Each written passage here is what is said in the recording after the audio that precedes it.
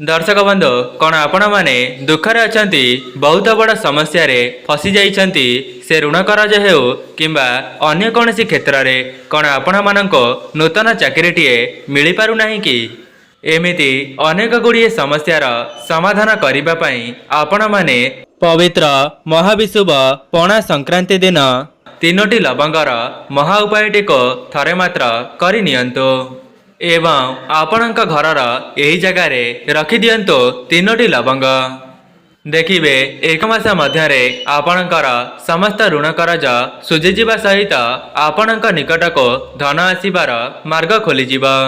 14 April मंगलवार पवित्र पणा संक्रांति दिन आपण माने लवंगर महा उपायटी को थरे मात्र परीक्षा करी देखंतु जीवनर समस्त समस्यार तुरंत ही मुक्ति मिलजिब। ता सहित माँ लक्ष्मी एवं नारायण का आशीर्वाद आपणक उपरे सदा सर्वदा रहिब। आपणक घरे हेब धनर वर्षा एवं आपण बनिजिबे कोटिपति। जदि आपणक घरे पूर्वर मन मतांतर कली झगड़ा लगी रही तेबे 14 एप्रिल मंगलवार पवित्र महाविषुव पणा संक्रांति दिन लवंगर चमत्कारी उपायटी को करि नियंतु। एहाको करिबा द्वारा आपणक घर मन मतांतर एवं कली झगड़ा खूब शीघ्र बंद होई जिबा। दर्शक बंधु जेमिति कि आपण माने जानिछंती आमर सनातन धर्म रे संक्रांतिर बहुत अधिक महत्व रही थाए जेहेतु चलित वर्षर पणा संक्रांति बा महाविषुव पणा संक्रांति आम सनातन धर्मर ओडिया नववर्ष भाव में मान्यता रही। सेथिपाई जदि आपण माने एही दिन एही उपायटी को करि देउछंती तेबे आपणक उपरे माँ लक्ष्मी एवं नारायणक आशीर्वाद सदा सर्वदा रहिब। सेथिपाई आपण माने 14 एप्रिल मंगलवार पणा संक्रांति दिन यही चमत्कारी उपायटी को निश्चय करिवे। दर्शक बंधु जदि आपणक द्वारा संभव हेउची तेबे आपण माने एही उपायटी को प्रत्येक दिन मध्य करि परिबे किंतु व्यस्तबहुल जीवन मध्य रे जदि आपण माने प्रत्येक दिन करिबा संभव हेउ नहीं तेबे पवित्र पणा संक्रांति दिन एहाको निश्चित करिबे। कहीं यही पणा संक्रांति दिन अनेक प्रकारर शुभ जोगर संगठन हेबाकु जाउछि। दर्शक बंधु आपण माने जानिछंती संक्रांति दिन जो भी उपायटी को थरे मात्र करि निया जाए सेथिरे आपणको शुभ शुभ फल देखिबा पई मिलिथाए। सेथिपई आपण माने पवित्र पणा संक्रांति दिन किछिटा विशेष उपाय को करि नेबा द्वारा माँ लक्ष्मी आपणक घरे स्थिर भावरे वास करिवे। दर्शक बंधु जदि आपणक द्वारा संभव हेउची तेबे आपण माने महाविषुव पणा संक्रांति दिन कौनसी गरीब गुरुबा किंबा दुखी दरिद्र लोक माननको किछि साहाय्य करंतो नचेत आपणक सक्षम अनुसार किछि खाइबा पई दियंतो। तेबे आपण माने पवित्र पणा संक्रांति दिन एहाको करिबा द्वारा आपणक उपरे ईश्वरंकर आशीर्वाद बजाय रहिबो। दर्शक बंधु व्यस्तबहुल जीवन मध्य जदि आपण माने दान धर्म करिबा पई समय पाउनाहांती तेबे पणा संक्रांति दिन तीनोटी लवंगर एही उपायटी को निश्चय करि नियंतु। देखिबे एही उपायटी करिनेबा परे माँ लक्ष्मी एवं नारायण आपणक उपरे प्रसन्न होई जिबे। ता सहित आपणक जीवन को धन आसीबार मार्ग खोली देबे। दर्शक बंधु जदि आपण मानक उपरे माँ लक्ष्मी एवं नारायण का आशीर्वाद रहीजिब तेबे आपण माने केबे हेले भी दुख दारिद्रतार सामना करिवे नहीं। जदि भी पूर्वरु आपणक उपरे ऋण करजर भार रहिथिला तेबे से सब मध्य खूब शीघ्र सुझीजिब। जो मानकर भाग्य सेमानकर साथ देउ नथिला तेबे आपण माने पणा संक्रांति दिन लवंगर ए उपायटी करिनेबा द्वारा आपणक भाग्य मध्य आपणकर साथ देव। सेमाने जो भी क्षेत्र रे कार्य करिवे सेथिरे सेमानक शुभाशुभ फल देखिबा पई मिलिबो। दर्शक बंधु आपण मानक मनरे प्रश्न आसुथिबो जे सामान्य देखा जाउथिबा लवंगटी किभली भावरे आम जीवनर धनजनित समस्या को दूर करि परिबो। तेबे मु आपण मानक कहि रखिबि जे सामान्य देखा जाउथिबा लवंगटी सेथिरे माँ लक्ष्मीकर शक्ति भरी होई रही थाए। जदि आपण माने पणा संक्रांति दिन ଲବଙ୍ଗର ଏହି ଉପାୟଟି କରିନିଅନ୍ତି ତେବେ ସେହି ଲବଙ୍ଗଟି ଅଭିମନ୍ତ୍ରିତ ହୋଇଯାଇଥାଏ।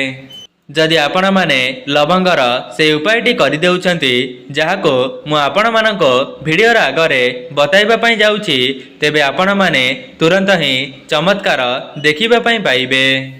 କେବଳ 1 ମାସ ମଧ୍ୟରେ ଆପଣଙ୍କର ସମସ୍ତ ଋଣ କରଜ ଶୁଝିଯିବା ସହିତ ବର୍ଷ ସାରା ଆପଣଙ୍କ ନିକଟକୁ ଧନ ଆଗମନର ମାର୍ଗ ଖୋଲିଯିବ। ସେଥିପାଇଁ ଆପଣମାନେ ଏହି ଉପାୟଟିକୁ ଭଲ ଭାବରେ ବୁଝିନେବା ପରେ ପବିତ୍ର ପଣା ସଂକ୍ରାନ୍ତି ଦିନ ଆପଣଙ୍କ ଘରେ ପରୀକ୍ଷା କରି ଦେଖିବେ। ସେଥିପାଇଁ ଏହି ଭିଡ଼ିଓଟିକୁ ସ୍କିପ୍ ନ କରି ଶେଷ ପର୍ଯ୍ୟନ୍ତ ନିଶ୍ଚୟ ଦେଖନ୍ତୁ। ଯଦି ଆପଣମାନେ ଭିଡ଼ିଓଟିକୁ ସ୍କିପ୍ କରିଦେବେ ତେବେ ସମ୍ପୂର୍ଣ୍ଣ ଉପାୟ ବିଷୟରେ ବୁଝିପାରିବେ ନାହିଁ, ଯାହାଦ୍ୱାରା ଆପଣଙ୍କୁ ସେହି ଲବଙ୍ଗରୁ କୌଣସି ବି ଶୁଭାଶୁଭ ଫଳ ମିଳିପାରିବ ନାହିଁ। ଦର୍ଶକ ବନ୍ଧୁ, ଯଦି ଆପଣମାନେ ଏ ପର୍ଯ୍ୟନ୍ତ ଭିଡ଼ିଓଟିକୁ ଲାଇକ୍ କରିନାହାନ୍ତି ଭିଡ଼ିଓଟିକୁ ଲାଇକ୍ କରି କମେଣ୍ଟ ବକ୍ସରେ ଜୟ ମା ଲକ୍ଷ୍ମୀ ଜୟ ଜଗନ୍ନାଥ ଅବଶ୍ୟ ଲେଖିଦିଅନ୍ତୁ ଏବଂ ଚ୍ୟାନେଲଟିରେ ନୂଆ ଥିଲେ ଚ୍ୟାନେଲଟିକୁ ସବସ୍କ୍ରାଇବ୍ କରିଦିଅନ୍ତୁ। ଦର୍ଶକ ବନ୍ଧୁ, ପ୍ରଥମ ଉପାୟଟି ହେଉଛି ଶୁକ୍ର ଗ୍ରହଙ୍କୁ ମଜବୁତ କରିବାର ମହା ଉପାୟ। କାହିଁକି ନା ଶୁକ୍ର ଗ୍ରହ ହେଉଛନ୍ତି ଧନର କାରକ ଗ୍ରହ। ଯେଉଁମାନଙ୍କର ଶୁକ୍ର ଗ୍ରହ ମଜବୁତ ଥାନ୍ତି ସେମାନେ ଆଗାମୀ ଜୀବନରେ ଧନବାନ ହେବା ସହିତ ସେମାନେ ଯେଉଁ ବି କ୍ଷେତ୍ରରେ କାର୍ଯ୍ୟ କରିବେ ସେଥିରେ ସେମାନଙ୍କୁ ଶୁଭାଶୁଭ ଫଳ ନିଶ୍ଚିତ ମିଳିବ। ଆଜ୍ଞା ହଁ ଦର୍ଶକ ବନ୍ଧୁ, ଯେଉଁମାନେ ବି ଶୁକ୍ର ଗ୍ରହଙ୍କୁ ମଜବୁତ କରିବା ପାଇଁ ଚାହୁଁଛନ୍ତି ତେବେ ଆପଣମାନେ ପବିତ୍ର ପଣା ସଂକ୍ରାନ୍ତି ଦିନ କେବଳ ଲବଙ୍ଗଟିର ଏହି ଉପାୟଟିକୁ କରିନିଅନ୍ତୁ। ଦର୍ଶକ ବନ୍ଧୁ, ଯେଉଁମାନଙ୍କ ଉପରେ ଶୁକ୍ର ଗ୍ରହଙ୍କର ଆଶୀର୍ବାଦ ରହିଯାଇଥାଏ ସେମାନେ ନିକଟ ଭବିଷ୍ୟତରେ କୋଟିପତି ମଧ୍ୟ ହୋଇପାରନ୍ତି। ତେବେ ଯଦି ଆପଣମାନେ ବି ଆପଣଙ୍କର ଶୁକ୍ର ଗ୍ରହଙ୍କୁ ମଜବୁତ କରି ଧନବାନ ହେବାକୁ ଚାହୁଁଥାନ୍ତି ତେବେ ପଣା ସଂକ୍ରାନ୍ତିର ବ୍ରହ୍ମ ମୁହୂର୍ତ୍ତରୁ ଉଠି ନିଜର ସ୍ନାନ ଆଦି କାର୍ଯ୍ୟ ସମାପନ କରିଦେବେ। ଏହାପରେ ଆପଣମାନେ ଗୋଟିଏ ପିତ୍ତଳ ଢାଳରେ କିଛି ଗଙ୍ଗା ଜଳକୁ ଭରିଦେବେ। ଏହାପରେ ସେହି ଜଳରେ 3ଟି ଲବଙ୍ଗକୁ ପକାଇଦେବେ ଏବଂ ସେହି ଢାଳଟିକୁ ନେଇ ଆପଣଙ୍କ ଘରର ଉତ୍ତର ପୂର୍ବ, ଯାହାକୁ ଆମେମାନେ ଐଶାନ୍ୟ କୋଣ କହିଥାଉ, ସେହି କୋଣରେ ରଖିଦେବେ ଏବଂ ପଣା ସଂକ୍ରାନ୍ତିର ପରଦିନ ସେହି ଢାଳରୁ ଜଳଟିକୁ ବାହାର କରିଦେବେ। ଏହାପରେ ସେହି ଲବଙ୍ଗଟିର ଗୋଟିଏ ପୁଟୁଳିକୁ ପ୍ରସ୍ତୁତ କରିବେ ଏବଂ ସେହି ପୁଟୁଳିଟିକୁ ନେଇ ଆପଣଙ୍କ ଘରର ଧନ ରଖୁଥିବା ସ୍ଥାନ କିମ୍ବା ଆଲମାରିରେ ରଖିଦେବେ ଏବଂ ଆପଣମାନେ ଗୋଟିଏ କଥାର ଧ୍ୟାନ ରଖିବେ, ସେହି ପୁଟୁଳିଟିକୁ ଆପଣମାନେ ଲାଲ କପଡ଼ାରେ କରିପାରିବେ ଏବଂ ଗୋଟିଏ କଥାର ଧ୍ୟାନ ରଖିବେ, ଲବଙ୍ଗଟିର ପୁଟୁଳି ବନାଇବା ସମୟରେ ଲାଲ କପଡ଼ାର ବ୍ୟବହାର କରିବେ। ଏପରି କରିବା ଦ୍ୱାରା ଆପଣଙ୍କ ଧନରେ ବୃଦ୍ଧି ଘଟିବ, ତା ସହିତ ଆପଣଙ୍କ ନିକଟକୁ ଧନ ଆସିବାର ମାର୍ଗ ଖୋଲିଯିବ। ଯଦି ଆପଣମାନେ ଚାହିଁବେ ଆପଣଙ୍କ ପର୍ସରେ ମଧ୍ୟ ସେହି ଲବଙ୍ଗଟିକୁ ରଖିପାରିବେ, କିନ୍ତୁ ଗୋଟିଏ କଥାର ଧ୍ୟାନ ରଖିବେ, ଆପଣଙ୍କର ପର୍ସଟି ଯେମିତି ଚମଡ଼ାରେ ହୋଇନଥିବ। କେବଳ ପଣା ସଂକ୍ରାନ୍ତି ଦିନ ଏହି ଉପାୟଟିକୁ କରିନେବା ଦ୍ୱାରା ଆପଣଙ୍କ ଜୀବନରୁ ଧନଜନିତ ସମସ୍ୟା ଦୂର ହେବା ସହିତ ଆପଣଙ୍କର ଋଣ କରଜ ଖୁବ୍ ଶୀଘ୍ର ଶୁଝିଯିବ। ଦର୍ଶକ ବନ୍ଧୁ, ଆପଣମାନେ ହୁଏତ ଜାଣିନଥିବେ ଲବଙ୍ଗଟିର ଏହି ଉପାୟଟି କରିନେବା ଦ୍ୱାରା ସେହି ଲବଙ୍ଗଟି ଅଭିମନ୍ତ୍ରିତ ହୋଇଯାଇଥାଏ ଏବଂ ଶୁକ୍ରଦେବଙ୍କର ଆଶୀର୍ବାଦ ମଧ୍ୟ ଆପଣଙ୍କ ଉପରେ ବଜାୟ ରହିଥାଏ। ଏହାଦ୍ୱାରା ଆପଣମାନେ ଆଗକୁ ଯେଉଁ ବି ନିଷ୍ପତ୍ତି ନେବେ ସେଥିରେ ଆପଣଙ୍କୁ ଶୁଭାଶୁଭ ଫଳ ଦେଖିବା ପାଇଁ ମିଳିବ। ଦର୍ଶକ ବନ୍ଧୁ, ଦ୍ୱିତୀୟ ଉପାୟଟି ହେଉଛି ଆପଣଙ୍କର ଭାଗ୍ୟ ଆପଣଙ୍କୁ ସାଥ ଦେବାର ମହା ଉପାୟ। ଯଦି ଆପଣମାନେ ଚାହୁଁଛନ୍ତି ଆପଣଙ୍କର ଭାଗ୍ୟ ସମ୍ପୂର୍ଣ୍ଣ ବର୍ଷ ସାରା ଆପଣଙ୍କର ସାଥ ଦେଉ ଏବଂ ଆପଣମାନେ ଯେଉଁ ବି କାର୍ଯ୍ୟରେ ହାତ ଦେବେ ସେଥିରେ ଆପଣଙ୍କୁ ଶୁଭାଶୁଭ ଫଳ ମିଳୁ, ତେବେ ଆପଣମାନେ ସର୍ବପ୍ରଥମେ ବୁଝିଯାଆନ୍ତୁ ଆପଣଙ୍କର ସମସ୍ତ ଗ୍ରହମାନଙ୍କର ନିୟନ୍ତ୍ରଣ ମା ଲକ୍ଷ୍ମୀ ଏବଂ ନାରାୟଣଙ୍କ ହାତରେ ହୋଇଥାଏ। ସେଥିପାଇଁ ଆପଣମାନେ ସର୍ବପ୍ରଥମେ ମା ଲକ୍ଷ୍ମୀ ଏବଂ ନାରାୟଣଙ୍କୁ ପ୍ରସନ୍ନ କରିବା ପାଇଁ ଚେଷ୍ଟା କରନ୍ତୁ। ତେବେ ଆପଣମାନଙ୍କ ପଣା ସଂକ୍ରାନ୍ତିର ସନ୍ଧ୍ୟା ସମୟରେ ଗୋଟିଏ ଛୋଟିଆ ଉପାୟଟିକୁ କରିବାର ଅଛି। ସେଥିପାଇଁ ଆପଣମାନେ ପଣା ସଂକ୍ରାନ୍ତିର ସନ୍ଧ୍ୟା ସମୟରେ ସ୍ନାନ କରିଦେବେ ଏବଂ ଏହା ପରେ ଆପଣମାନେ ଗୋଟିଏ ଡବାରେ ହଳଦୀକୁ ଭରିଦେବେ। କାହିଁକି ନା ହଳଦୀର ସିଧାସଳଖ ସମ୍ବନ୍ଧ ଶ୍ରୀ ନାରାୟଣଙ୍କ ସହିତ ହୋଇଥାଏ। ଏହାପରେ ଆପଣମାନେ 2ଟି ଲବଙ୍ଗକୁ ନେଇ ଆସିବେ ଏବଂ ଲବଙ୍ଗ ଏବଂ ହଳଦୀଟିକୁ ନେଇ ଆପଣଙ୍କ ଠାକୁର ଘରକୁ ଚାଲିଯିବେ ଏବଂ ଆପଣଙ୍କ ହାତରେ ଲବଙ୍ଗ ଏବଂ ହଳଦୀକୁ ଧରି ଆପଣମାନେ ଶ୍ରୀ ବିଷ୍ଣୁଙ୍କର ବୀଜ ମନ୍ତ୍ରକୁ 3 ଥର ସ୍ମରଣ କରିବେ ଏବଂ ସେହି ବୀଜ ମନ୍ତ୍ରଟି ହେଉଛି ଓମ୍ ନମୋ ଭଗବତେ ବାସୁଦେବାୟ। ଏହି ମନ୍ତ୍ରଟିକୁ 3 ଥର ଜପ କରିପାରିବେ। ଆପଣମାନେ ଏପରି କରିସାରିବା ପରେ ସେହି ହଳଦୀ ଡବାରେ ସେହି ଲବଙ୍ଗଟିକୁ ଭରିଦେବେ। ଏହାପରେ ସେହି ଡବାଟିକୁ ନେଇ ଆପଣଙ୍କର ଶୋଇବା କକ୍ଷରେ ରଖିଦେବେ। କେବଳ ଏତିକି କରିନେବା ଦ୍ୱାରା ଆପଣଙ୍କର ନବଗ୍ରହ ମଜବୁତ ହୋଇଯିବେ। ତା ସହିତ ଆପଣମାନେ ଯେଉଁ ବି କାର୍ଯ୍ୟରେ ହାତ ଦେବେ ସେଥିରେ ଆପଣଙ୍କୁ ଶୁଭାଶୁଭ ଫଳ ଦେଖିବା ପାଇଁ ମିଳିବ। ଏହି ଉପାୟଟିକୁ ଆପଣମାନେ କରିନେବା ପରେ ନିଜେ ଦେଖିବେ 1 ମାସ ମଧ୍ୟରେ ଆପଣଙ୍କ ଜୀବନରୁ ସମସ୍ତ ଋଣ କରଜ ଦୂର ହୋଇଯାଉଛି। ଦର୍ଶକ ବନ୍ଧୁ, ଏବେ ଜାଣିବା ତୃତୀୟ ଉପାୟ। ତୃତୀୟ ଉପାୟଟି ହେଉଛି ଆପଣଙ୍କ ଘରର ଉନ୍ନତି ନିମନ୍ତେ ମହା ଉପାୟ। ଦର୍ଶକ ବନ୍ଧୁ, ଯଦି ଆପଣମାନେ ଚାହୁଁଛନ୍ତି ଆପଣଙ୍କ ଘରେ ମନ ମତାନ୍ତର, କଳି ଝଗଡ଼ା କିମ୍ବା ଅଶାନ୍ତି ନ ଲାଗୁ, ତେବେ ଆପଣମାନେ ପଣା ସଂକ୍ରାନ୍ତିର ସନ୍ଧ୍ୟା ସମୟରେ ଆପଣଙ୍କ ଘରର ସମସ୍ତ ଦ୍ୱାରମାନଙ୍କୁ ଖୋଲିଦେବେ। ଏହାପରେ ଆପଣଙ୍କ ଘରର ସମସ୍ତ ଦ୍ୱାରମାନଙ୍କରେ ଗୋଟିଏ ଗୋଟିଏ ଘିଅର ଦୀପଟିକୁ ପ୍ରଜ୍ୱଳନ କରିବେ। ଏହାପରେ ସେହି ଦୀପରେ ଗୋଟିଏ ଗୋଟିଏ ଲବଙ୍ଗକୁ ପକାଇଦେବେ। ଏପରି କରିନେବା ଦ୍ୱାରା ଆପଣଙ୍କ ଘରୁ ମନ ମତାନ୍ତର, କଳି ଝଗଡ଼ା ଏବଂ ଅଶାନ୍ତି ଖୁବ୍ ଶୀଘ୍ର ଦୂର ହୋଇଯିବ। ତା ସହିତ ଆପଣଙ୍କ ଘରକୁ ସକାରାତ୍ମକ ଶକ୍ତିର ଆଗମନ ହେବ।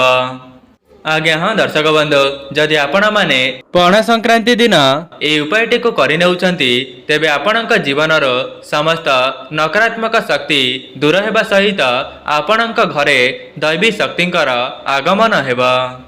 ଦର୍ଶକ ବନ୍ଧୁ, ଆପଣମାନେ ଜାଣିଛନ୍ତି ଆମର ସନାତନ ଧର୍ମରେ ସଂକ୍ରାନ୍ତିର ବହୁତ ଅଧିକ ମହତ୍ତ୍ୱ ରହିଛି।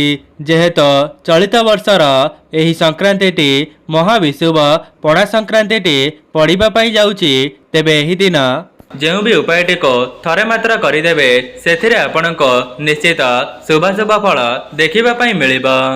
ସେଥିପାଇଁ ଯେଉଁମାନେ ବି ଏହି ଭିଡ଼ିଓଟିକୁ ଦେଖୁଛନ୍ତି ଆପଣମାନେ ପଣା ସଂକ୍ରାନ୍ତି ଦିନ ନିଜ ଘରେ ଏହି ସବୁ ଉପାୟକୁ ଥରେ ମାତ୍ର ପରୀକ୍ଷା କରି ଦେଖିବେ।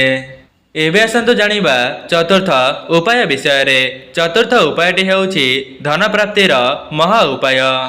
ଯଦି ଆପଣଙ୍କ ନିକଟକୁ ଧନ ଆସିବାର ସମସ୍ତ ମାର୍ଗ ବନ୍ଦ ହୋଇଯାଇଛି କିମ୍ବା ଆପଣମାନେ ଯେତେ ଟଙ୍କା ରୋଜଗାର କରିଲେ ମଧ୍ୟ ଆପଣଙ୍କ ପାଖରେ ସଞ୍ଚୟ କରିପାରୁନାହାନ୍ତି, ତେବେ ଲବଙ୍ଗର ଚମତ୍କାରୀ ଉପାୟଟିକୁ ପଣା ସଂକ୍ରାନ୍ତି ଦିନ ନିଶ୍ଚୟ କରନ୍ତୁ ଏବଂ ଏହାକୁ କରିବା ପରେ ଆପଣ ନିଜେ ଦେଖିବେ ଆପଣଙ୍କ ନିକଟରେ ଧନ ସଞ୍ଚୟ ହେବା ଆରମ୍ଭ ହୋଇଯିବ। ସେଥିପାଇଁ ଆପଣମାନେ ପଣା ସଂକ୍ରାନ୍ତିର ସନ୍ଧ୍ୟା ସମୟରେ ଆପଣଙ୍କର ଠାକୁର ଘରକୁ ଚାଲିଯିବେ ଏବଂ ଠାକୁର ଘରେ ଆପଣମାନେ ଗୋଟିଏ ଲାଲ କପଡ଼ାକୁ ବିଛାଇ ଦେବେ। ଏହାପରେ ସେହି ଲାଲ କପଡ଼ାରେ 1 ମୁଠି ଧନିଆ, 2ଟି ଲବଙ୍ଗ ଏବଂ ଗୋଟିଏ କର୍ପୂରକୁ ରଖିଦେଇ ସେହି କପଡ଼ାର ଗୋଟିଏ ପୁଟୁଳିକୁ ପ୍ରସ୍ତୁତ କରିବେ। ଏହାପରେ ଆପଣମାନେ ମା ଲକ୍ଷ୍ମୀଙ୍କ ନିକଟରେ ଗୋଟିଏ ଘିଅର ଦୀପକୁ ପ୍ରଜ୍ୱଳନ କରିବେ ଏବଂ ଆପଣଙ୍କ ମନରେ ଯାହା ବି କିଛି ମନସ୍କାମନା ରହିଅଛି ସେସବୁକୁ ଜଣାଇଦେବେ। ଦର୍ଶକ ବନ୍ଧୁ, ଆପଣମାନେ ନିଜର ମନସ୍କାମନାଟିକୁ ଜଣାଇବା ସମୟରେ ସେହି ପୁଟୁଳିଟିକୁ ଆପଣଙ୍କ ହାତରେ ଧରି ରଖିଥିବେ ଏବଂ ଏହାପରେ ମା ଲକ୍ଷ୍ମୀଙ୍କର ବୀଜ ମନ୍ତ୍ରକୁ 11 ଥର ଜପ କରିବେ। ତେବେ ସେହି ବୀଜ ମନ୍ତ୍ରଟି ହେଉଛି ଓଁ ମହାଲକ୍ଷ୍ମୀସ୍ୟ ନମଃ। ଏହି ମନ୍ତ୍ରଟିକୁ ଜପ କରିସାରିବା ପରେ ଆପଣଙ୍କର ଘରେ ଯେଉଁ ଜାଗାରେ ଧନ ରଖୁଛନ୍ତି ସେହି ଜାଗାରେ ସେହି ପୁଟୁଳିଟିକୁ ନେଇ ରଖିଦେବେ। ଦର୍ଶକ ବନ୍ଧୁ, ଯଦି ଆପଣମାନେ ପଣା ସଂକ୍ରାନ୍ତି ଦିନ ଲବଙ୍ଗର ଏହି ଉପାୟଟିକୁ କରିନେଉଛନ୍ତି ତେବେ ଆପଣଙ୍କ ଜୀବନକୁ ଧନ ଆସିବାର ମାର୍ଗ ଖୋଲିଯିବ। ତା ସହିତ ଆପଣମାନେ ଯେଉଁ ବି ଧନକୁ ଅର୍ଜନ କରିବେ ସେଥିରେ ଆପଣଙ୍କର ସଞ୍ଚୟ ହେବା ଆରମ୍ଭ ହୋଇଯିବ। ଯେଉଁମାନଙ୍କ ଉପରେ ମା ଲକ୍ଷ୍ମୀ ରୁଷ୍ଟ ହୋଇଥିଲେ ତେବେ ସେମାନଙ୍କ ଉପରେ ମଧ୍ୟ ମା ଲକ୍ଷ୍ମୀଙ୍କର ଆଶୀର୍ବାଦ ସଦାସର୍ବଦା ରହିବ। ଦର୍ଶକ ବନ୍ଧୁ, ଆପଣମାନେ ଜାଣିଛନ୍ତି କର୍ମ କରିବା ଦ୍ୱାରା ଆପଣଙ୍କର ଭାଗ୍ୟ ବଦଳି ଯାଇପାରିବ, କିନ୍ତୁ କର୍ମର ଅର୍ଥ ପାଠ ପଢ଼ିବା, ଚାକିରି କରିବା କିମ୍ବା ଟଙ୍କା ରୋଜଗାର କରିବା ଏହି ଜାଗାରେ ସେ କଥା ନୁହେଁ।